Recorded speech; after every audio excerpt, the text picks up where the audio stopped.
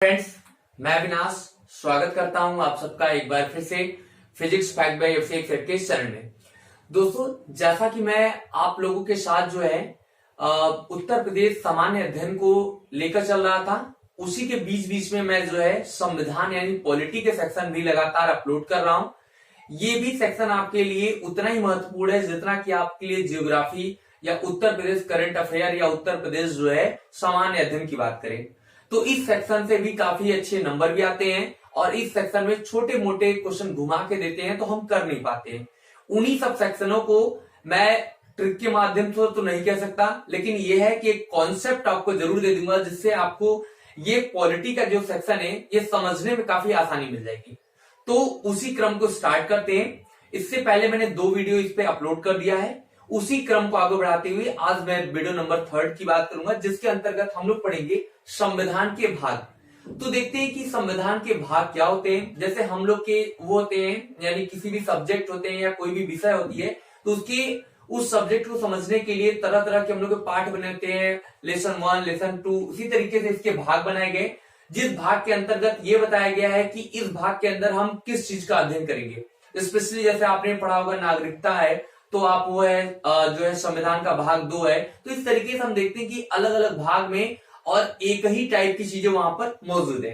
तो आज हम बात करेंगे संविधान के भाग। इसके अंतर्गत जो भी इससे हो सकेगा चीजें याद कराने के पर्पज से या चीजों को जितना अच्छा मुझे लग सकता है मैं करा सकता हूं, मैं सारे कोशिश करूंगा कि आपका काफी अच्छा तैयारी हो सके।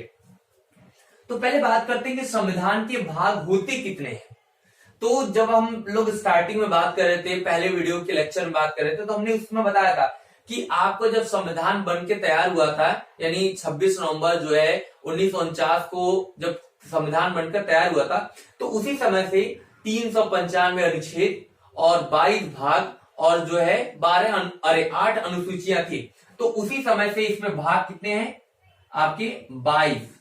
तो आप एक क्वेश्चन तो आप ऐसे ही तैयार कर सकते हैं, संविधान के भाग कितने हैं 22। जैसे संविधान में भाषा कितनी रखी गई है, वर्तमान में कितनी भाषाएं हैं, तो हम लोग 22 भाषाएं कहते हैं। उसी तरीके संविधान के भाग भी इसमें कितने हैं, प्रेजेंट टाइम में 22 हैं। चलिए बात करते हैं कि संविधान के हर एक भाग है, उनके साथ में आप अनुच्छेद बताएंगे तो आपको एक अनुच्छेद का भी आइडिया लग जाएगा कि इस अनुच्छेद में क्या रखा गया है। तो चलिए टॉपिक स्टार्ट करते हैं।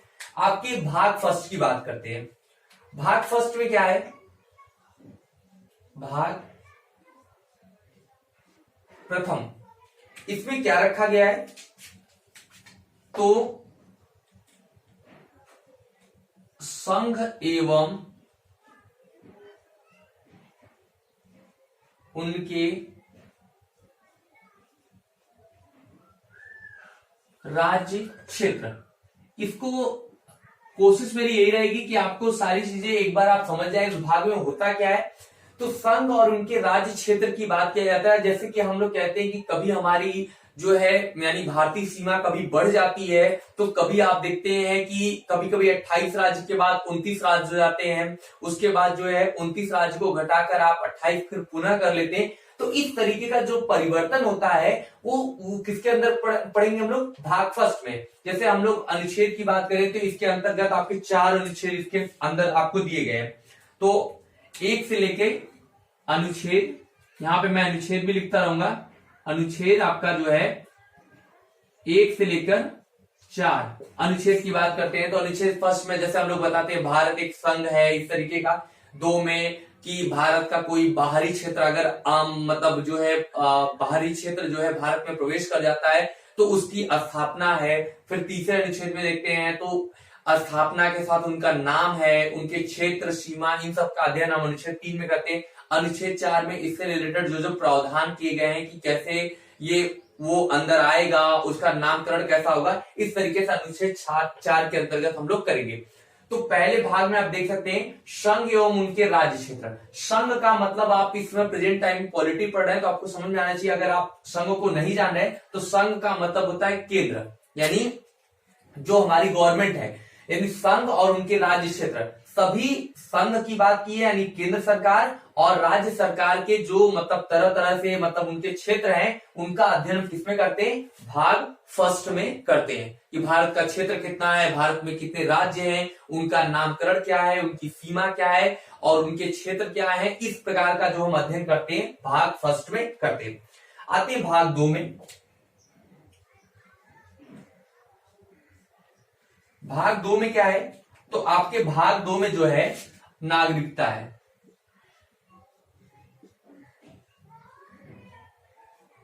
नागरिकता, इसका वीडियो मैं अलग से आपको एक बनाकर दे दूंगा नागरिकता के दौरान कि क्या क्या है, लेकिन इसके बारे में आप जानते रहिएगा। कौन सा क्या है, अनुच्छेद 5 से 11। अनुच्छेद 5 से 11 के अंतर्गत हम लोग नागरिकता का अध्ययन करते हैं कि भारत का नागरिक कौन सा होगा, कोई बाहरी देश का व्यक्ति आता है तो उसे नागरिकता किस प्रकार से प्रदान की जाएगी, सब कुछ अध्ययन जो है हम लोग भाग 2 में करते हैं, जो अनुच्छेद 5 से 11 के बीच में रखा गया है।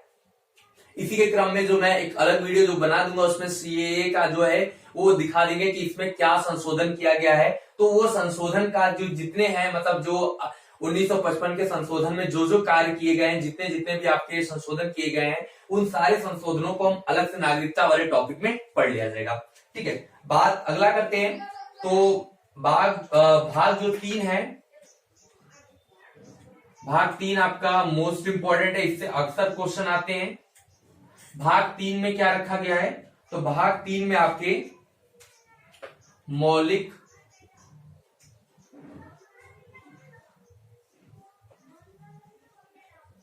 मौलिक अधिकार, अनुच्छेद कौन कौन सा है, तो अनुच्छेद जो है आपका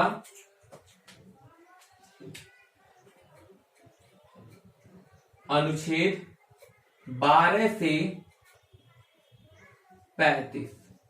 ठीक है, इस तरीके से दोस्त जानेंगे कि मौलिक अधिकार क्या होता है। जैसे कि भारत के जो नागरिक हैं उनको कुछ अधिकार, यानी मूल रूप से, यानी अगर वो नागरिक हैं तो उनके लिए सरकार ने कुछ अधिकार या संविधान ने कुछ अधिकारों के प्रावधान किए, वो उन्हीं को मिलेंगे जो भारत के नागरिक होंगे। तो नागरिकता पढ़ने के बाद जस्ट हम लोग नीचे आएंगे तो नागरिकता को जो अधिकार दिए गए उन्हीं को हम लोग नाम देते हैं क्या, मौलिक अधिकार या फंडामेंटल राइट्स, ये दिए गए हैं। इसके अंतर्गत आप लोग जानते हैं जैसे समानता का अधिकार, स्वतंत्रता का अधिकार, शोषण के विरुद्ध अधिकार जो होता है, इस तरीके से आपके जो है 6 आपके मौलिक अधिकार जो है इसमें आपको दिए गए हैं। तो मौलिक अधिकारों की संख्या जो है हम लोग नेक्स्ट वीडियो में लेक्चर किया जाएगा या अगली वीडियो जैसे जैसे आगे बढ़ती रहेगी मैं बताता रहूंगा। लेकिन मौलिक अधिकार कौन से अधिकार होते हैं, भारत के नागरिकों को दिए जाने वाले वो अधिकार जिससे वो क्या करे, अपने जो है अपने सम्मानजनक या कह सकते हैं गरिमापूर्ण अपने जिंदगी को जी सके,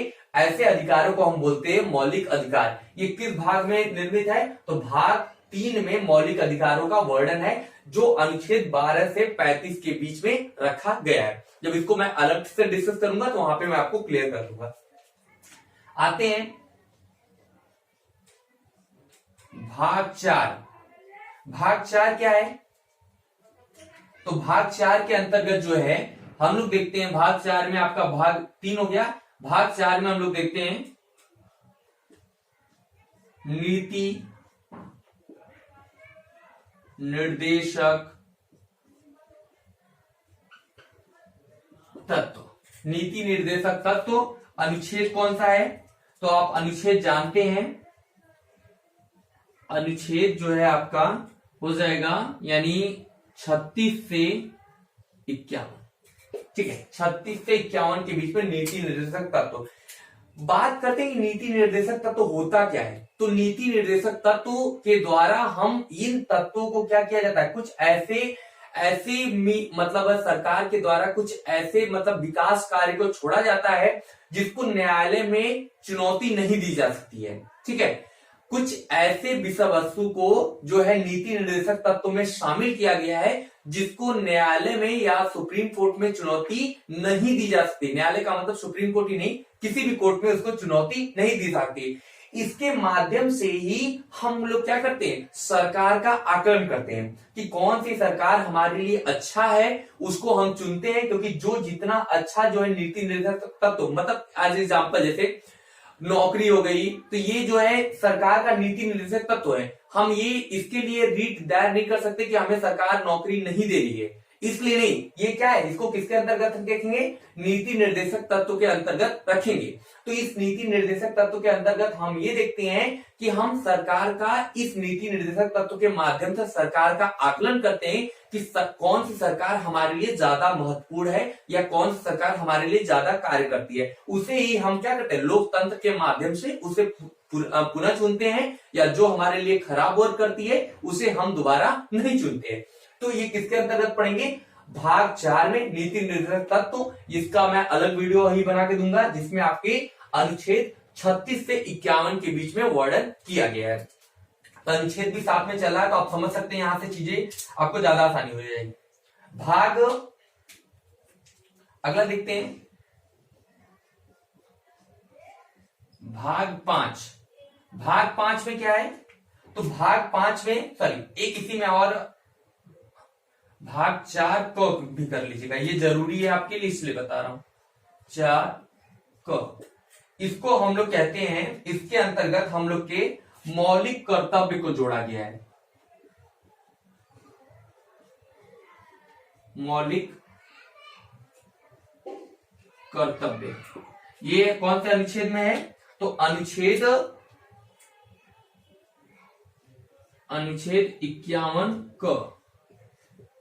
इसका क्या मतलब होता है मौलिक कर्तव्य, तो कुछ हमको मौलिक कर्तव्य दिए गए हैं, उस मौलिक कर्तव्य के माध्यम से अगर हम इस देश के नागरिक हैं तो हमारे कुछ कर्तव्य बनते हैं, जो कि हम राष्ट्र हित की सेवा करें या राष्ट्र हित में जो कार्य कर सके या राष्ट्र को और आगे ले जाने के लिए जो हम प्रयत्न कर सकते हैं, उन सबको किसमें रखा गया है, तो मौलिक कर्तव्य में रखा गया। भाग 5, भाग 5 में क्या है, तो भाग 5 में जो रखा गया है वो है संघ की कार्यपालिका।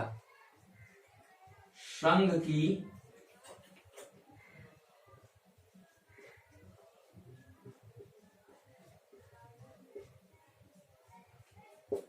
की कार्यपालिका अनुच्छेद किस किस अनुच्छेद के बीच में है, तो अनुच्छेद आपका जो है 51, अनुच्छेद 52 से लेकर 151, इस अनुच्छेद के मध्य रखा गया संघ की कार्यपालिका।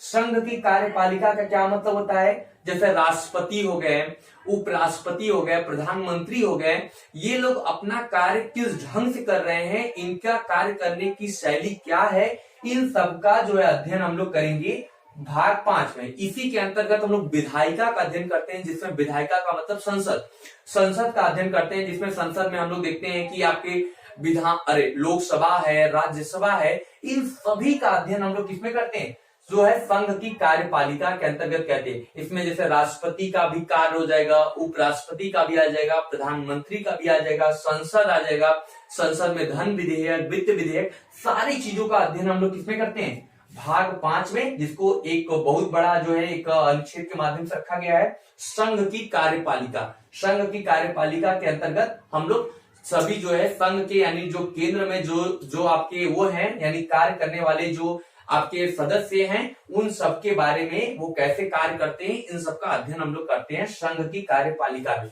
यानी भाग 5 में। दोस्तों ध्यान रखिएगा, इसमें काफी जो है अभी तक तो आसान चीज चली, इसके बाद जो होगी सारी चीजों को जैसे इन सबको क्लियर कर रहा हूं उसी तरीके से उनको भी क्लियर करूंगा कि आपका जो कॉन्सेप्ट है 22 भाग है वो काफी अच्छा क्लियर होना चाहिए। भाग 6 इसकी बात करते हैं, तो भाग 6 के अंतर्गत हम लोग देखते हैं राज्य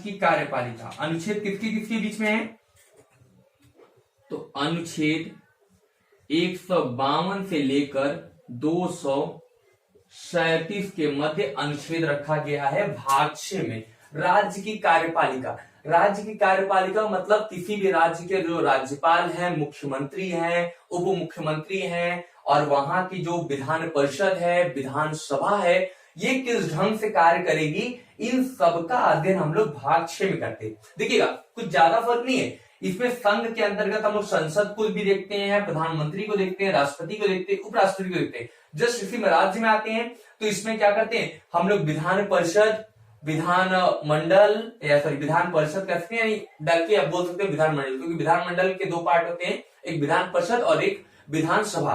तो हम कह सकते हैं विधान मंडलों का भी अध्ययन करते हैं, विधानमंडल का गठन कैसे होता है, विधान परिषद को हटाया कैसे जाता है, सब कुछ का अध्ययन हम लोग किसमें करते हैं, राज्य की कार्यपालिका में करते हैं, जिसमें मुख्यमंत्री का भी आता है कि मुख्यमंत्री की नियुक्ति कैसे की जाती है, मुख्यमंत्री को हटाया कैसे जाता है, सब कुछ का अध्ययन हम लोग करते हैं राज्य की कार्यपालिका में करते हैं, अनुच्छेद 152 से लेकर 237 के मध्य करते हैं।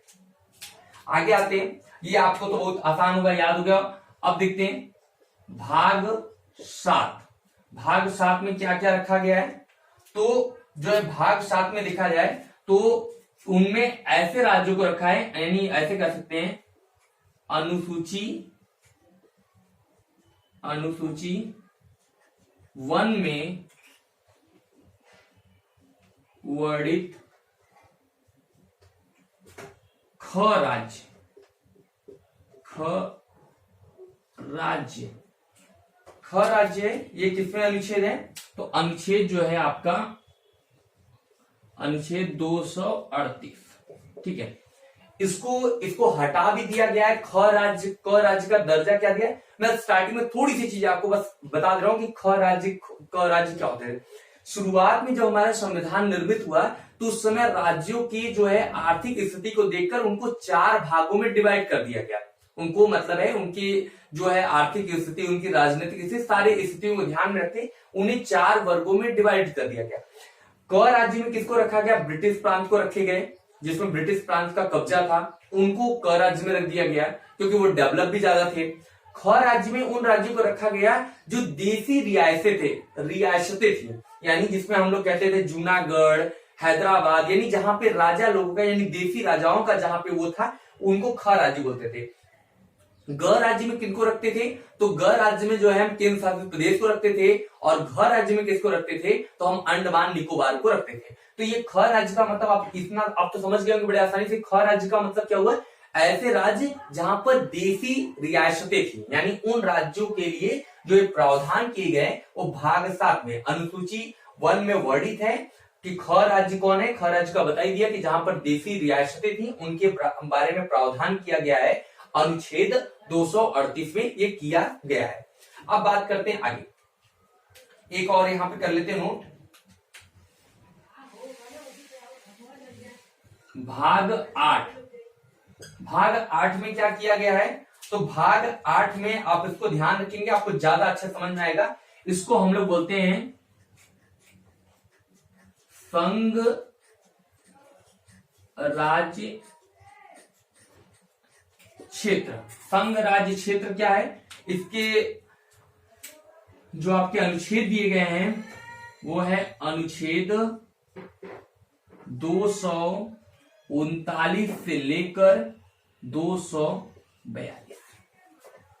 संघ राज्य क्षेत्र का मतलब क्या है, आप दूसरे मतलब में समझ सकते हैं। संघ राज्य क्षेत्र का मतलब यूनियन टेरिटरी, केंद्र शासित प्रदेश जो है उन्हीं को हम लोग नाम देते हैं संघ राज्य क्षेत्र। तो आप ये चीज जरूर याद रखिएगा, संघ राज्य क्षेत्र यानी केंद्र शासित प्रदेश का वर्णन किस भाग में मिलता है, तो भाग 8 में मिलता है। भाग 8 में हम संघ राज्य क्षेत्रों का वर्णन करते हैं या वर्णन पाते हैं। तो इसमें क्या है, किस अनुच्छेद से लिया गया, अनुच्छेद 239 से लेकर 242 के मध्य, क्योंकि आप देख रहे हैं संघ की कार्यपालिका 237, क्योंकि इन दोनों बड़े बड़े हैं तो कार्यपालिका आते आते 237 हो गया है। तो एक जो अनुच्छेद में यानी जो अनुसूची वो थी ख में, यानी ख जो राज्य थे अनुसूची फर्स्ट में वर्णित थी, उसको 38 में रखा गया है। फिर 39, 40, 41, 42 के अंतर्गत हम लोग किसको पढ़ेंगे, संघ राज्य क्षेत्र का, या दूसरे मीनिंग में हम समझ सकते हैं केंद्र शासित प्रदेशों को हम लोग इसके अंतर्गत पढ़ेंगे। चलिए आगे मिटाते हैं, फिर देखते हैं आगे कौन सा है।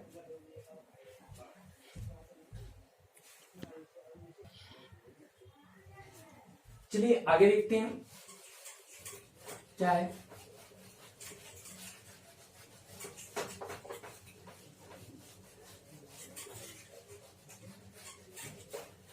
आगे क्या क्या है, तो भाग 9 की बात करते हैं। किस भाग की है, भाग 9 में भाग 9 में आपके भाग 9 में जो है वो भाग 9 में जो प्रावधान किए गए हैं, भाग 9 में देखते हैं क्या प्रावधान किए गए। तो भाग 9 में पंचायत जोड़ा गया है, पंचायत जो कि 73वां संविधान संशोधन है, यानी पंचायत।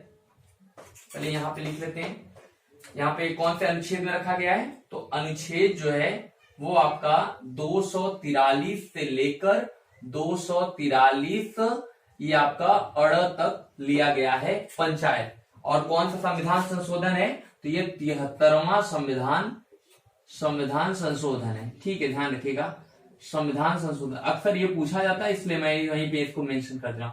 वीडियो थोड़ी लेंदी हो रही है, लेकिन क्या किया जाए, जो है आप टॉपिक अच्छा समझते रहिएगा। पंचायत की बात करते हैं। दूसरा जो है इसी में 9 में, यानी भाग के 9 में भी जो है वो नगर पालिका की बात की गई है, यानी नगर पालिकाएं जो है उनका नाम लिया गया है। नगर पालिकाओं की बात की गई है। ये कौन से अनुच्छेद में रखा गया है, तो इसका जो है अनुच्छेद बनाया गया है, ये अनुच्छेद 243 त से लेकर 243 जो है य तक लिया गया है। ये आपका अनुच्छेद इसमें रखा गया है। और ये है कौन सा संविधान संशोधन है, तो ये 74वां संविधान संशोधन है। चलिए अब बात करते हैं भाग 10 की। ये नगर पालिका, पंचायत और नगर पालिका, इसको संविधान संशोधन के तहत जोड़ा गया है। बात करते हैं भाग 10 की। तो भाग 10 में क्या है, अनुसूचित जनजाति, यानी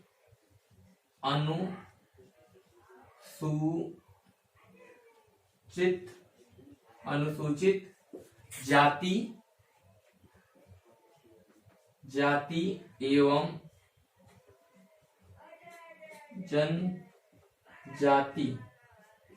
जाति क्षेत्र का वर्णन किया गया है। क्षेत्र का वर्णन किया गया है कौन से अनुच्छेद में, तो अनुच्छेद जो है आपका 244। ठीक है, यानी अनुसूचित जाति एवं जनजाति के जो क्षेत्रों का वर्णन किया गया है वो भाग 10 में किया गया है। अब बात करते हैं आगे, देखते हैं एक एक चीज में क्या क्या है। भाग आपका 11, भाग और 11 का मतलब है, ये देखिएगा, एक यहां से अभी एक ट्रिक समझ सकते हैं। क्या ट्रिक मैं बता दे रहा हूं, ऐसे ही कोई विशेष दिक्कत नहीं है, लेकिन फिर भी 1 इसलिए लिया गया है कि 1 आप केंद्र को समझिए, 1 एक वो समझिए, यानी राज्य को समझिए। तो 1 और केंद्र और राज्य की जब ये दोनों आपस में जुड़ेंगे तो इनके बीच में कुछ ना कुछ संबंध होगा। यानी इसके अंतर्गत हम लोग किसको लिखते हैं, तो संघ एवं राज्य के बीच संबंध देखते हैं। संघ और राज्य के बीच का जो संबंध है इसको किस अनुच्छेद में पढ़ते हैं, तो अनुच्छेद जो है आपका, अनुच्छेद इसके अंतर्गत हम लोग देखते हैं 245 से लेकर 263 के मध्य इसको पढ़ा जाता है। जैसे इसके बारे में कुछ बता दूं, संघ और राज्य क्षेत्र के बीच का संबंध क्या है। जैसे हम लोग जानते हैं कि कुछ जो सूची होती है उस पर केंद्र सरकार कानून बनाती है, कुछ सूची होती है जिस पर राज्य सरकार कानून बनाती है, कुछ ऐसी सूचियां होती हैं जिस पर केंद्र सरकार भी कानून बनाती है और राज्य सरकार भी कानून बनाती है। कभी कभी हमारे देश में ऐसी परिस्थितियां आ जाती हैं कि केंद्र सरकार के द्वारा जो बनाया जाने वाला कानून है वही राज्य सरकार पर लागू होता है। तो इन सबके जितने भी संबंध है किसके अंतर्गत पढ़ते हैं हम लोग, भाग 11 के विषय। जैसे क्या होता है, कभी कभी कुछ ऐसी जगह होती हैं जहां पर ना तो केंद्र सरकार का कानून होता है तो ना तो राज्य सरकार का कानून होता है। लेकिन अगर मान लीजिए दोनों अपने अपने जगह पे कानून बनाते हैं तो उनमें किसका कानून मान्य होगा, केंद्र सरकार का कानून मान्य होगा, यानी संघ का जो कानून होगा वो मान्य होगा, राज्य सरकार का नहीं। तो ये क्या होता है, कभी कभी ऐसी चीज दिखाई देती है। कभी कभी मान लीजिए कोई विशेष परिस्थितियां आ गई जिसके अंतर्गत हम लोग कहते हैं कि जैसे आपातकालीन स्थिति होगी तो उस समय जो कानून होगा केंद्र सरकार का वही मान्य होगा, राज्य सरकार का कानून नहीं मान्य होगा। तो इस तरीके से आपस में दोनों लोग के बीच में क्या एक संबंध हो चुका है कि ये जब कानून लागू करेंगे तो ये कानून जो है इसी कानून को मानना है, राज्य सरकार अपना कानून कोई नहीं लगाएगा। इस तरीके से जो है इनके संघ और राज्य के बीच में एक संबंध स्थापित किया गया है। भाग 11 में ये केंद्र और ये मतलब ये संघ और ये राज्य, इनके बीच का जो संबंध है, और वही संबंध है मतलब वही सूची वाले कौन से संबंध है, कब ये कानून लागू करेंगे, इस तरीके का जो प्रावधान है वो भाग 11 में किया गया है। आगे देखते हैं भाग जो है आपका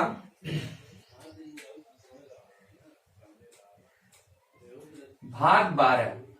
भाग 12 में क्या है, तो आपको इससे पहले मैंने एक वीडियो इसका दे भी दिया है, तो आप जो आपके हैं वित्त संपत्ति है, उसके बाद जो है आपके कौन से हो जाएंगे, वित्त संपत्ति हो जाएंगे, और इससे रिलेटेड और वित्त संपत्ति के बारे में कानून बनाएंगे, और जो संविदाएं होंगी एवं वाद के बारे में जो होगा ये किसके अनुच्छेद में वर्णन है, तो ये जो है भाग 12 में अनुच्छेद जो है आपका 265 से लेकर 300 के बीच में ये बनाए गए हैं कानून। ठीक है, भाग 12 में वित्त संपत्ति, संविदाएं और वाद। वित्त संपत्ति या संविदाएं या वाद, इसका क्या मतलब होता है, वित्त से रिलेटेड यानी जितने भी आप उधार ले सकते हैं, या कह सकते हैं कि वित्त जो है आपका वित्त आयोग जो बनाया जाता है, जैसा इससे पहले मैंने पढ़ाया था कि 15वां वित्त आयोग जो है अभी लागू किया गया, तो इसके अंतर्गत जो है आप देख रहे हैं उसमें मैंने लिखा था अनुच्छेद 280, तो ये देख रहे हैं 265 से 300 के बीच में 280 आ जाएगा। तो यानी वित्त से संपत्ति क्या हो गया, यानी राज्य सरकार से कितना मतलब टैक्स लिया जाएगा और कितना उसे क्या करेंगे, अनुदान, यानी जो है भारत की संचित निधि के माध्यम से कितना अनुदान दिया जाएगा, यानी वित्त से संबंधित है। इसके साथ ही केंद्र सरकार जो है मतलब वो क्या करेगी, बैंकों से ऋण लेगी और राज्य सरकार बैंकों से ऋण लेगी, ये सब जो है प्रावधान भी इसे में किया गया है। साथ में मान लीजिए कि कोई ऐसा क्षेत्र है यानी जो भूभाग का नहीं है, स्थल भूभाग का नहीं है, यानी जल के अंदर की बात हो रही है, जैसे मान लीजिए हम लोग कहते हैं मुंबई हाई है तो समुद्र के अंदर है, तो ये सब जो है इस पर जो होगा नियंत्रण किसका होगा, तो पूरी तरीके से इस पर नियंत्रण केंद्र सरकार का होगा। जैसे मान लीजिए जल में जो है यानी हिंद महासागर या बंगाल की खाड़ी में जो भी आपके बहुमूल्य धातुएं पाई जाती हैं या पेट्रोलियम पदार्थ निकाले जाएंगे, उन पे किसका अधिकार होगा, तो उनमें केंद्र सरकार का अधिकार होगा, राज्य सरकार का नहीं। मतलब वो मुंबई किनारे तो मुंबई राज्य सरकार का अधिकार में नहीं आएगा, वो किसके अधिकार में आएगा, केंद्र सरकार के अधिकार में आएगा। तो वित्त संपत्ति, संविदाएं और वाद जैसे जो होती हैं हम लोग भाग 12 के अंतर्गत पढ़ा जाता है। भाग 13, तो भारत के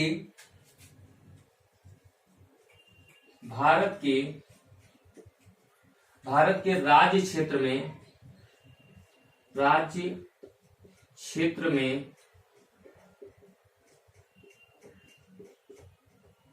वाणिज्य, व्यापार एवं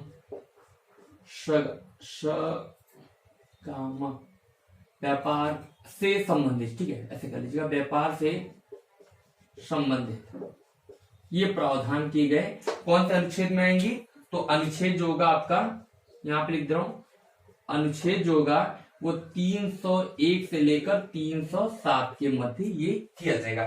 भारत के राज्य क्षेत्र में वाणिज्य व्यापार से संबंधित है। इसका क्या मतलब हुआ कि भारत में एक राज्य में रहने वाला कोई भी व्यक्ति वो दूसरे राज्य में जाकर व्यापार कर सकता है, वहां से धन का अर्जन कर सकता है। इसके लिए दूसरे राज्य की राज्य सरकार इसे रोक नहीं सकती है। इसीलिए भारत को एक संघ के रूप में घोषित किया गया है कि व्यापार एक दूसरे राज्य में करने के लिए छूट रहेगी, यहां तक कि रहने के बीच क्या होगी, वहां पे छूट रहेगी। तो ये सबसे रिलेटेड जो है भारत के राज्य क्षेत्र में वाणिज्य, व्यापार इन सबसे संबंधित भी क्या होंगे, छूट जो रहेंगे वो भाग 13 के अंतर्गत हम लोग पढ़ा जाएगा।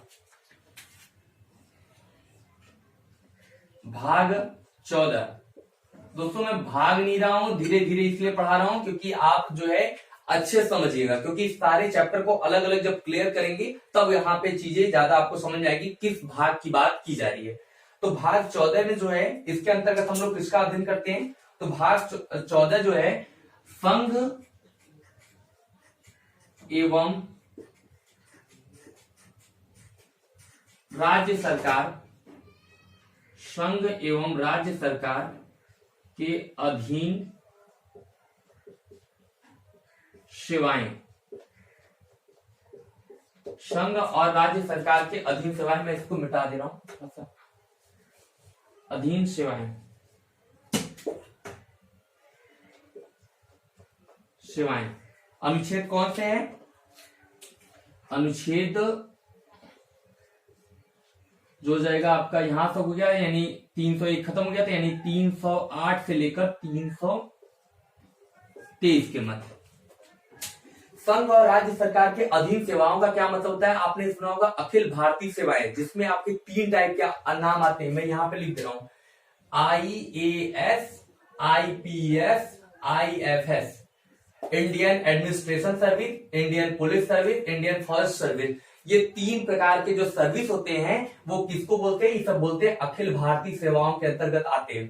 तो संघ या राज्य सरकार के अधीन जो है सेवाएं करने वाले जो अधिकारी होते हैं उनका जो है उनकी नियुक्ति किस हिसाब से करेंगे, वो उनका कार्य क्या होगा, सब कुछ का अध्ययन हम लोग 308 से लेकर 323 के मध्य किया जाता है। इसी के अंतर्गत हम लोग देखते हैं संघ लोक सेवा आयोग भी आता है, जिसको यूपीएससी कहते हैं। तो यूपीएससी जो होती है वो उसका काम होता है, यानी यूपीएससी एक संस्था है, उसका काम जो है वो आईएएस, आईपीएस और आईएफएस को बनाना, यानी अधिकारी बनाकर वो केंद्र सरकार को यानी संघ को क्या करके प्रोवाइड कराती है, जिससे कि संघ अपने जो है अपने कार्य को अच्छे तरीके से कर सके। तो ये क्या है, इसके अंतर्गत संघ और राज्य सरकार के अधीन जो जो सेवाएं होती हैं, यानी अखिल भारतीय सेवाएं, उनकी नियुक्ति, उनका कार्य और जो है उनको जो है प्रावधान, मतलब कि उनके तरह कौन कौन से रूल फॉलो किए जाएंगे, अभी अगला आएगा तो मैं बताऊंगा वहां पे।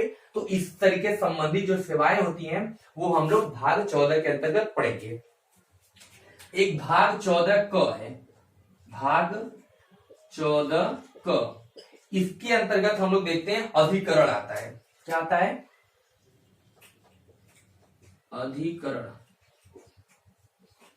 अधिकरण हो गया। इसका क्या मतलब होता है, ये स्पेशली जो होता है अनुच्छेद 323 क होता है और 323 ख होती है, इन सबको हम लोग ध्यान रखते हैं। अधिकरण का क्या मतलब होता है कि यानी केंद्र सरकार के बीच में और कभी ये जो अधीन कार्य करने वाले सेवाओं के बीच में कभी विवाद कोई उत्पन्न रहता है, इस विवाद का निपटारा करने के लिए या इनकी भर्ती और नियुक्ति करने के लिए जो है एक प्रशासनिक अधिकरण को हम की व्यवस्था करते हैं, जो ही इनके विवादों को क्या करती है, सुलझाती है। जैसे मान लीजिए कि इनके भर्ती से रिलेटेड हो गई या इनके जो है मतलब इनसे जो इनके कार्यों से रिलेटेड जब भी कोई विवाद उत्पन्न होता है तो इसके लिए प्रशासनिक जो है अधिकरण की व्यवस्था की जाती है, जो इसका क्या करती है, निपटारा करती है। तो ये इसके अंतर्गत हम लोग देखते हैं भाग 14 का में अधिकरण को ध्यान में रखा गया है। चलिए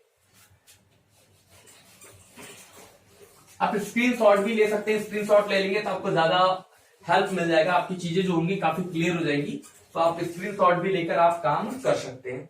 अब आते हैं भाग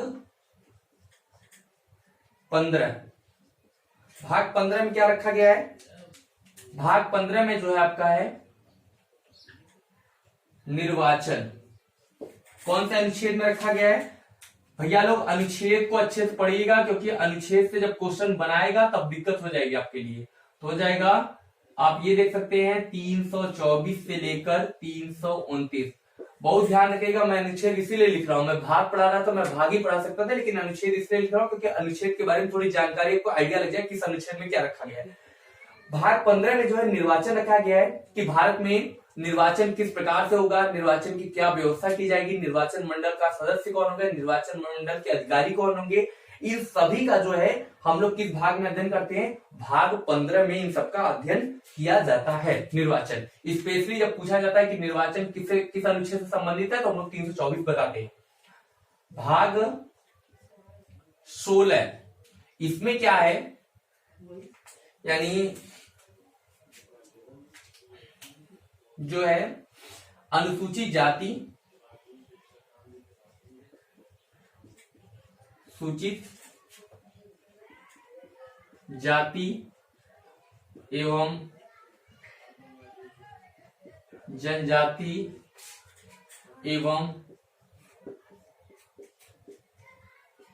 पिछड़े वर्ग के लिए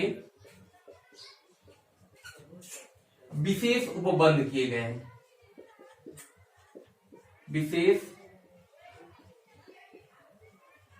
उपबंध किए गए हैं। अनुसूचित जाति जनजाति और इनके बीच में जो पिछड़े वर्गों के लिए बीच में विशेष उपबंध किए गए हैं, ये आपका है 300। देख रहे हैं यहां तक हो चुका है, तो आपका जो है स्पेशली यहां से जो काम करेगा वो 330 से काम करेगा, 342 के बीच में वर्क करेगा। अनुच्छेद ये मतलब अनुसूचित जाति एवं जनजाति एवं पिछड़े वर्गों के लिए जो हम लोग कहते हैं आरक्षण की व्यवस्था की गई है, वो इसी के द्वारा की गई है कि उनको कितना आरक्षण मिलेगा, उनको लोकसभा और जो है आपका विधानसभा में कितने % का आरक्षण किया जाता है, कितने सीट उनकी रिजर्व की जाती है, इन सब का अध्ययन हम लोग किसमें करते हैं, भाग 16 में। इनके बीच में जो विशेष उपबंध की, यही आपके लिए ज्यादा इंपॉर्टेंट है, ध्यान रखिएगा। पिछड़ा वर्ग, अनुसूचित जाति, जनजाति, एंग्लो इंडियन, सबका जो अध्ययन हम लोग कहते हैं कि वो लोकसभा में कितने % रहेंगे, तो इन सबका रोज लोकसभा और जो आपका विधानसभा में कितने रहेंगे, इन सबका अध्ययन हम लोग इसके अंतर्गत करेंगे। चलिए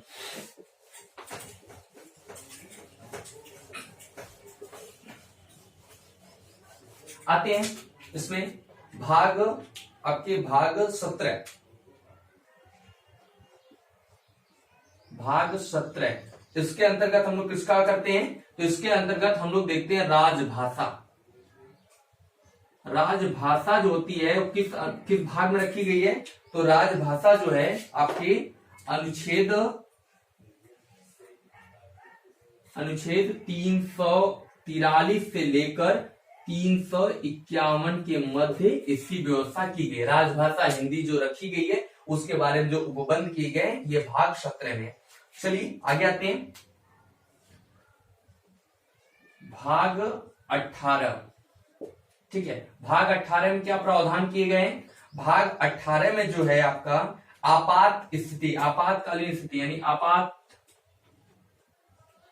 आपात जो है आपातकालीन व्यवस्था की गई है।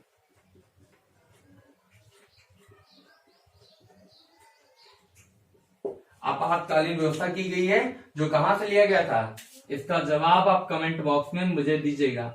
अगर आपने इतनी लंबी वीडियो देखी है तो इसका जरूर आप आंसर मुझे दीजिएगा कि जो है हमारे देश में जो संविधान में आपातकालीन जो व्यवस्था की गई है वो किस देश से लिया गया है। चलिए अनुच्छेद बात करते हैं, तो अनुच्छेद जो है वो आपका कौन सा जाएगा, 352 से लेकर 356 के मध्य किया जाएगा।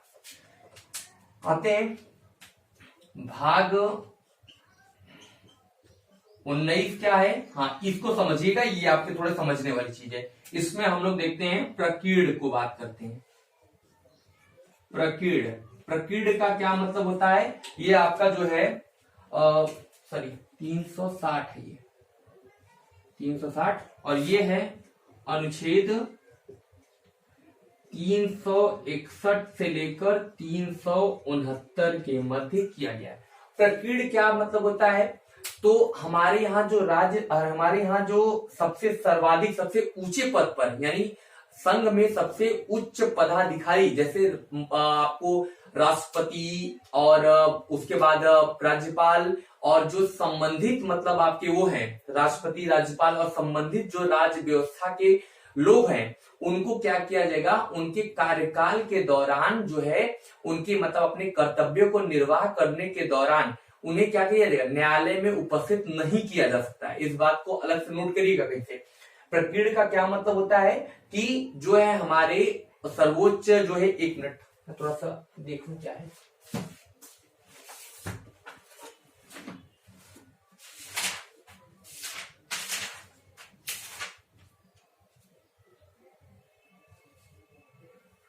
हाँ राष्ट्रपति और राज्यपालों के समान जो राज्य प्रमुख है उनको अपने कार्य या अपने कर्तव्य का निर्वहन करते हुए उन्हें न्यायालय में उपस्थित नहीं किया जा सकता है, अर्थात उन्हें किसी प्रकार के न्यायालय के लिए उत्तरदायी नहीं होंगे। इसका मतलब जैसे मान लीजिए कि अगर होता है तो उन्हें क्या होता है कि आप इनके खिलाफ कोई मुकदमा दायर कर दिया, ऐसी चीजें नहीं होती, ना तो उन्हें जेल भेजा जा सकता है, ना ही उनके खिलाफ कोई मुकदमा दायर किया जा सकता है। ये कौन है? तो राष्ट्रपति, राज्यपाल और राष्ट्र के उच्च पदाधिकारी से संबंधित लोग हैं। ये भाग 19 में बात की गई है। चलिए भाग 20 की बात करते हैं। भाग 20 इसमें क्या रखा गया है? तो इसमें जो है संविधान संशोधन,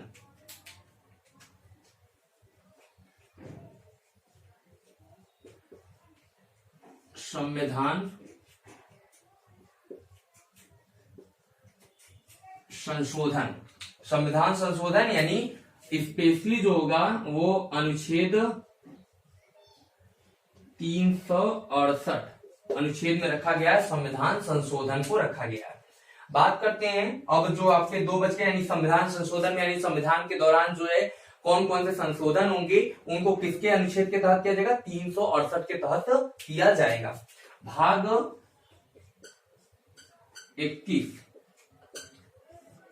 21 है और भाग 22 है, दोनों को एक साथ बता दे रहा हूं। भाग 21 में क्या है?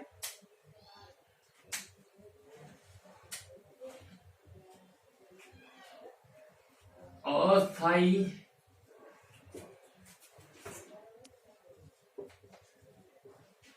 संक्रमणकालीन एवं विशेष उपबंध। इसका क्या मतलब हुआ? अस्थायी संक्रमणकालीन विशेष उपबंध, इसको मैं जब अनुच्छेद में लिखूंगा तो आप ज्यादा अच्छा समझ सकते हैं। अनुच्छेद 369 से लेकर 367 से ये 68, हाँ 369 से लेकर 300 जो है आपका 92 तक है। ठीक है, तो आप देखेंगे अस्थायी संक्रमणकालीन और विशेष उपबंध का क्या मतलब होता है कि अस्थायी संक्रमणकालीन और विशेष उपबंध का मतलब होता है कि ऐसे प्रावधान जो किए गए, मतलब संविधान में ऐसे कुछ प्रावधान किए गए हैं जो कि अस्थायी रहेंगी। संक्रमणकालीन का मतलब होता है कुछ ही समय के बाद वो समाप्त हो जाएंगे और उनके लिए कुछ विशेष उपबंध किए गए। इस एग्जाम्पल आप ले सकते थे जम्मू कश्मीर का। जम्मू कश्मीर में जैसे क्या होता था, कोई भी हमारे यहाँ कानून जो तो 238 के तहत लागू होता था वो उस राज्य में लागू नहीं किया जाता था, लेकिन उसका भी क्या हुआ है 370 हटाकर ये जो है एक केंद्र शासित प्रदेश का दर्जा दे दिया गया है, जिससे ये काम बड़ा आसान हो गया है। तो अस्थायी का मतलब जो कुछ ही समय के लिए हो, संक्रमणकालीन का भी मतलब वही होता है जो कुछ ही समय के लिए रखा गया हो और जिसमें विशेष उपबंध किए गए, उसके लिए विशेष जो है आप उपबंध किए गए। तो इसमें क्या होता है, इसको हटाया जा सकता था लेकिन एक माध्यम से कि राष्ट्रपति जो है, जब राष्ट्रपति इसको हटाने के लिए क्या करे, मतलब प्रवर्तन, इसको हटाए जाने के लिए प्रवर्तन करे। इसमें एक विशेष कंडीशन ये थी कि उस राज्य के द्वारा इसकी सिफारिश की जाए इसके। तो 370 में मैंने सब कुछ बताया, तो ये सिफारिश तो नहीं हो पाई, लेकिन ये राज्यपाल के द्वारा वहां पे जो है ये सिफारिश की जाती है। तो इसलिए क्या होता है, अस्थायी संक्रमणकालीन और विशेष उपबंध कहाँ है, 369 से लेके, यानी 370 देख रहे हैं इसी में आ रहा है, 369 से लेके 392 के बीच में किया गया है। भाग 22 में क्या रखा गया है, तो भाग 22 में क्या रखा गया है, तो भाग 22 में आपका एक चीज इसमें जो रखा गया है, सही, संक्षिप्त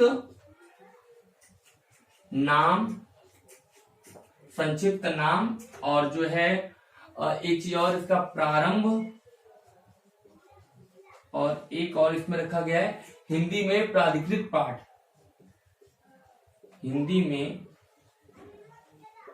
प्राधिकृत पाठ, इसका क्या मतलब हुआ, संक्षिप्त नाम प्रारंभ हिंदी में प्राधिकृत पाठ का मतलब होता है कि भारत का जो है यानी संविधान का एक संक्षिप्त नाम होगा जिसको भारत का संविधान कहते हैं, ये इसका संक्षिप्त नाम है। प्रारंभ क्या होता है, जो 26 नवंबर 1949 को जो संविधान मतलब जो है अंगीकृत किया गया था, उसी समय से कुछ जो है आपके अनुच्छेद तुरंत उसी समय से लागू हो गए, जिसमें आप देखते हैं कि नागरिकता वाले जो है अनुच्छेद 60 यानी सब मैं बताऊंगा, नागरिकता वाले जितने भी अनुच्छेद है वो लागू हो जाते हैं। और अनुच्छेद 60, 366, 367 ये सब तुरंत क्या होते हैं, उसी समय क्या होते हैं, भाग 22 के जो भाग 22 में क्या होता है, प्रारंभ में ये तुरंत 26 जनवरी 1949 से ही 26 नवंबर 1949 से ही लागू हो जाएंगे। और हिंदी में क्या होंगे, प्राधिकृत पाठ होंगे, यानी जो भी आप संविधान में संशोधन करेंगे उसका हिंदी में भी आप क्या करेंगे, उसको रखेंगे, जिससे जनता को भी, वहां की जनता भी जो है समझ सके, यानी नागरिकों को भी समझ में आए।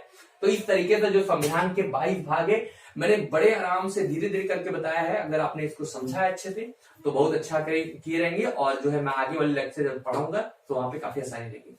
धन्यवाद, थैंक यू। वीडियो अच्छा लगा हो तो इसे लाइक करिएगा, अपने दोस्तों से शेयर करिएगा।